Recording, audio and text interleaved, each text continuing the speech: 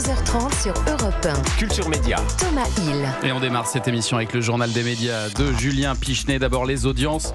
Combien de téléspectateurs étaient devant l'annonce du retour de Céline Dion sur France 2? On y revient. On a bien observé les courbes avec toute l'équipe. Je peux vous dire, Thomas, qu'il y avait 3,5 millions de fans devant France 2 hier soir vers 21h au moment où Céline Dion a annoncé son retour donc sur scène à Paris. On va y revenir. C'est pas mal. Non, mais c'est pas mal. On va y revenir dans un instant. Sinon, sur la case Prime, TF1 était en tête avec un épisode inédit de Monsieur Parizeau. 3 470 000 téléspectateurs. France 2, deuxième, avec une rediffusion de l'art du crime, 2,4 millions. M6 complète le podium avec Marie au premier regard qui passe au-dessus des 2 millions de téléspectateurs. C'est une première depuis le début de cette nouvelle saison de Marie au premier regard. Europe 1, le journal des médias. Et puis dans l'actu des médias ce matin, on apprend que 2 anciens présidents de la République ont refusé de se présenter devant la commission d'enquête sur l'audiovisuel public. Là, selon Jérémy Patrier-Létus, le président de cette commission d'enquête, Nicolas Sarkozy et François Hollande ont décliné leurs convocations respectives, invoquant d'une part des motifs constitutionnels et d'autre part des procédures en cours. Pas d'anciens présidents donc. En revanche, d'autres visages de l'audiovisuel public vont être auditionnés dans les jours à venir. Cet après-midi, Michel Drucker, Patrick Sébastien, Jacques Cardoz devront répondre aux questions des députés. Demain, ce sera au tour de Nagui.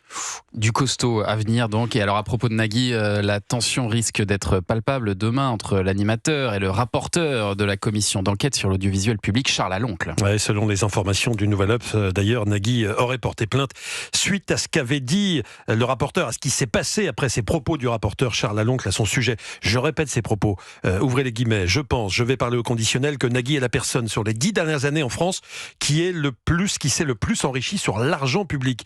Nagui avait dû faire face ensuite à une grosse vague de critiques sur Internet et avait porté plainte contre X donc pour des faits de cyberharcèlement.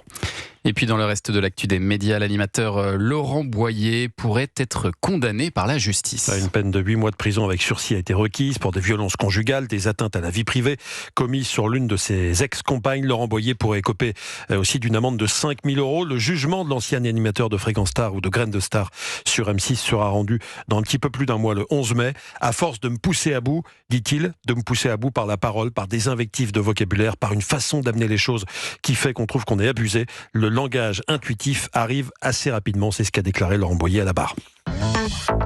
Et puis on revient quand même un instant sur l'annonce de Céline Dion. Ça faisait 3 minutes qu'on n'en avait pas parlé. Ça c'est fou.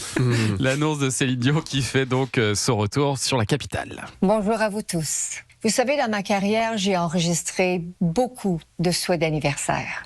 Mais pour la première fois, je vais en enregistrer un pour mon propre anniversaire. Je vais recevoir le meilleur cadeau de toute ma vie. Je vais avoir la chance d'aller vous voir et de pouvoir encore chanter pour vous à Paris à partir de cet automne au mois de septembre.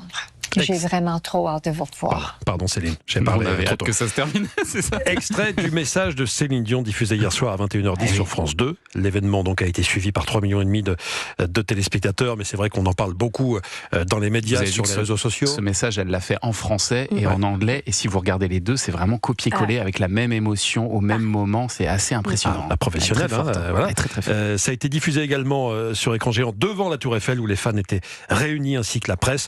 Mathilde Vaux s'est rendue sur place. Elle a croisé plusieurs personnalités qui sont venues assister à l'événement. Ophélie Meunier, Icar, Miss France ou Natacha Saint-Pierre. Écoutez-les. Salut toute l'équipe de Culture Média. Moi, je trouve ça juste génial, le moment qu'on vient de vivre, parce qu'il ressemble tellement à Céline Dion. Qui, dans le monde, peut s'approprier la Tour Eiffel le temps d'une soirée? C'est la plus grande chanteuse, peut-être de tous les temps. Pour moi, Céline Dion, c'est mon enfance. À travers sa voix, elle a uni énormément de personnes. Je retrouve l'excitation de mes 12 ans quand elle sortait un nouvel album, que j'avais hâte de le découvrir.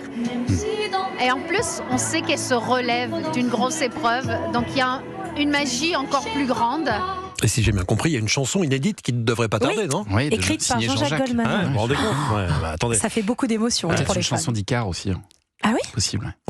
Ça fait beaucoup de rumeurs. Combien sont-ils, ces fans? Des dizaines de milliers, des centaines de milliers. Ces fans qui attendent fébrilement la date du 10 avril, date à laquelle les premiers billets seront mis en vente. Anissa Haddadi vous l'a rappelé tout à l'heure, il faut être tiré au sort pour pouvoir acheter des places le 7 avril. Il y aura aussi une vente le 10 avril pour ceux qui n'auront pas été tirés au sort.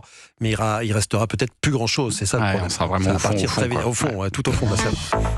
Allez, on part direction Cannes Série maintenant, où on vous révèle ce matin en exclusivité plusieurs noms de la programmation de cette 9e édition. Toute l'équipe de la série Zodiac qui signe prochainement son retour sur TF1 sera de la partie, comme Francis Huster, ainsi que les comédiens de cette nouvelle mouture, Marine Delterme, Lannick Gautry ou encore Éric Hyacinthe et Alex Doux. En fin de matinée, le festival Cannes Série, dont Europe 1 est partenaire, dévoilera toute sa programmation et les artistes qui seront présents à l'événement.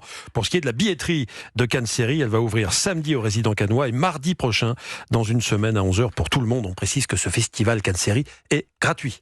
Merci beaucoup Julien pour ce journal des médias. Allez, restez avec nous sur Europe 1 dans un instant. Thomas Hill